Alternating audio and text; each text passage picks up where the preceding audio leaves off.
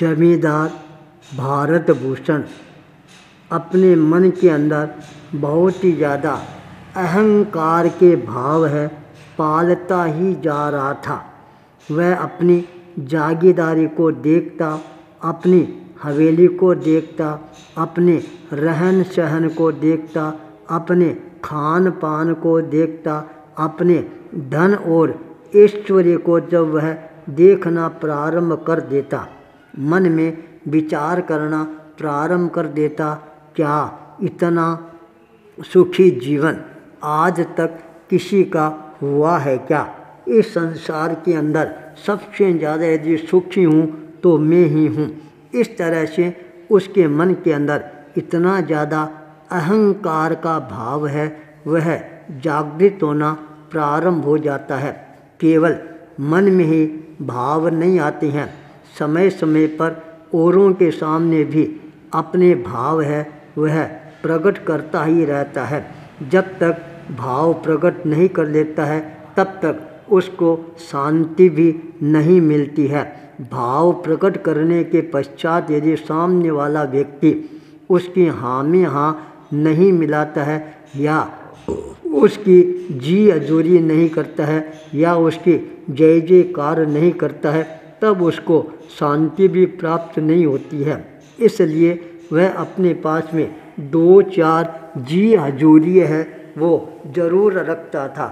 जब भी कोई बाहर से मेहमान आता उसके सामने स्वयं अपनी ही बड़ाई है करना प्रारंभ कर देता था और जी हजूरी उसके जी में जी लगाते रहते थे और उसके उत्साह को, अहंकार को और ज़्यादा बढ़ावा देना प्रारंभ कर देते थे। बाहर के आए हुए लोग भी जब इस तरह की मनोवृत्ति को देखते हैं वो भी उस जमींदार की जय जयकार किए बिना नहीं रह सकते हैं। चारों तरफ जय जयकार के नाद है वह गुंजायमान होते हैं। तब जमींदार को और ज़्यादा मन में संतोष की अनुभूति होनी प्रारंभ हो जाती है। अचानक उसके कानों के अंदर एक आवाज़ है गुंजायमान होनी प्रारंभ होती है।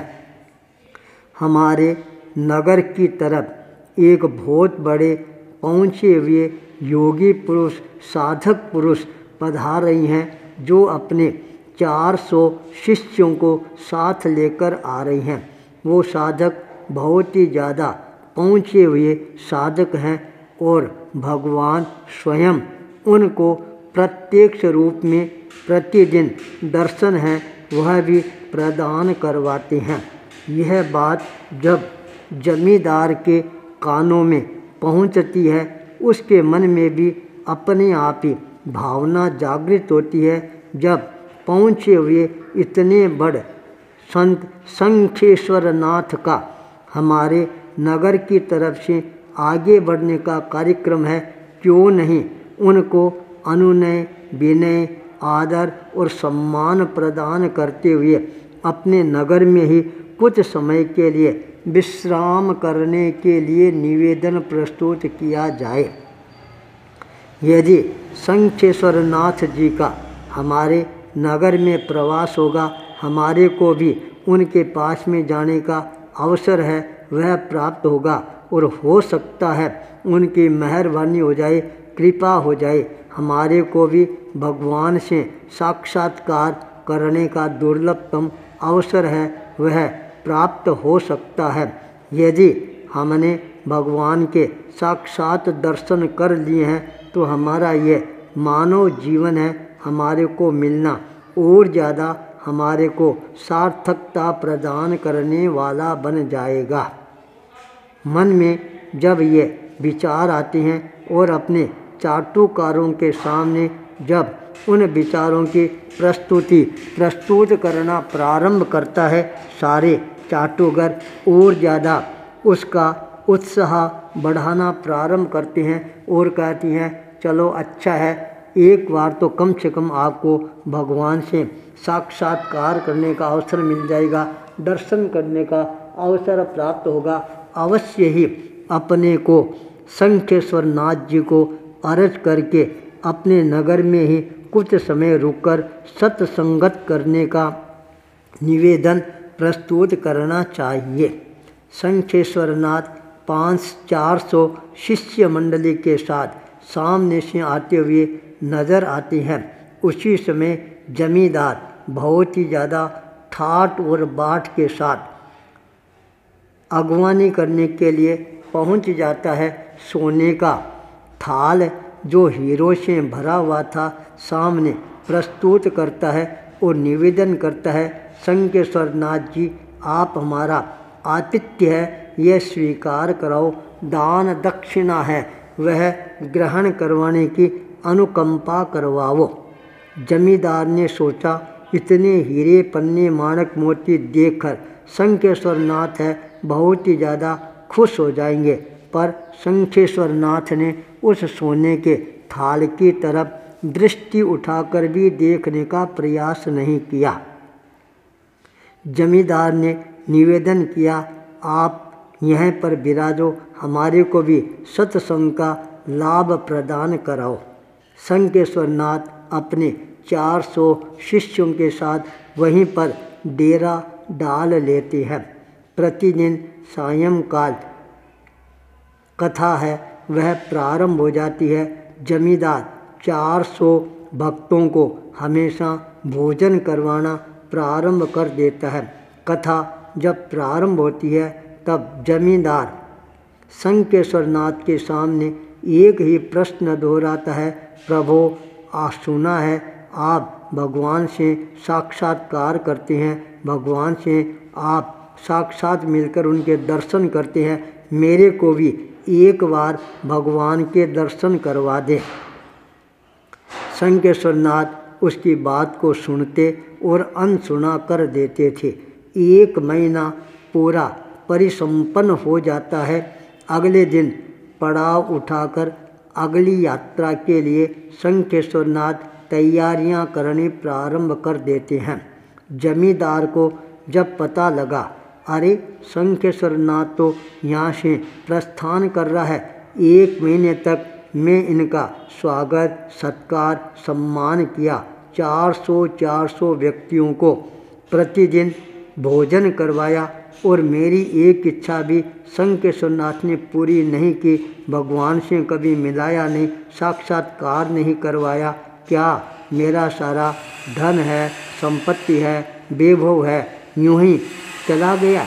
तत्काल वह शंखेश्वरनाथ के पास पहुंचता है और कहता है, देखो कितनी बड़ी मेरी हवेली है, कितना धन है, कितना ठाट बाट है, और मैंने इस तरह से आदर से आपको भोजन करवाया और आपने मेरे को भगवान से प्रत्यक्ष मिलवाया ही नहीं, दर्शन ही नहीं करवाया। शंखेश्वरनाथ ने कहा, चलो कोई बात नहीं है, अपन थोड़ा घूमकर आ जाते हैं। जमींदार को लेकर शंखेश्वरनाथ आगे बढ़ जाते हैं। दोनों आगे से आगे बढ़ते जा रहे थे। सामने नदी आती है। शंखेश्वरनाथ नदी में उतर जाता है। जमींदार को भी आदेश देता है, तुम भी नदी में उतर जाओ। दोनों आगे बढ़ना प्रारंभ कर देते हैं। आधी नदी पार कर लेती हैं, तब कमर तक उन दोनों के पानी आ जाता है। तब शंखेश्वरनाथ ने जमींदार को आदेश प्रदान किया, इस पानी के अंदर अब तुम्हारे को एक डुबकी लगाना है, पर देख याद रखना है, जब तक डुबकी लगाकर रखना है जब तक श्वास पूरा नहीं आ जाए। तत्काल वह डुबकी लगाता है, नाक को पकड़ लेता है और भीतर पानी में अपना मुंह रखता है। छटपटाहट बढ़नी प्रारंभ हो जाती है। तब उसे रहा नहीं गया और वह पानी से बाहर अपने मुंह को निकालता है। उसी समय शंखेश्वरनाथ उछलकर उसकी गर्दन को पकड़कर वापस पानी के भीतर ले जाता है और वह जमींदार बहुत ज़्यादा छटपटाहट करना प्रारंभ कर देता है। सोचता है, लगता है अब तो मेरे प्राण हैं वो निकलने ही वाले हैं। बहुत ज़्यादा छटपटाहट हो जाती है। तब शंखेश्वरनाथ ने उसके मुंह को बाहर निकाला और पूछा, क्या बात है, इस समय तेरे को क्या दिख रहा था? उसने कहा, मेरे को तो मौत के सिवाय कुछ भी नज़र नहीं आ रहा था। क्या तेरा मकान है, धन है, दौलत है, ज़मीन है, जायदाद है, यह नज़र आई? कि नहीं, मैं तो मौत के अलावा कुछ भी नहीं देख पा रहा था। तब शंखेश्वर नाथ ने आंख खोलते हुए कहा, जिस दिन तेरे मन के अंदर इस तरह की छटपटाहट होनी प्रारंभ हो जाएगी, उस दिन भगवान से साक्षात्कार है वह अपने आप ही हो जाएगा। ये बात सुनते ही जमींदार की आंख खुल जाती है, छटपटाहट होती है, तभी भगवान के दर्शन होते हैं। आचार्य भूपेंद्र।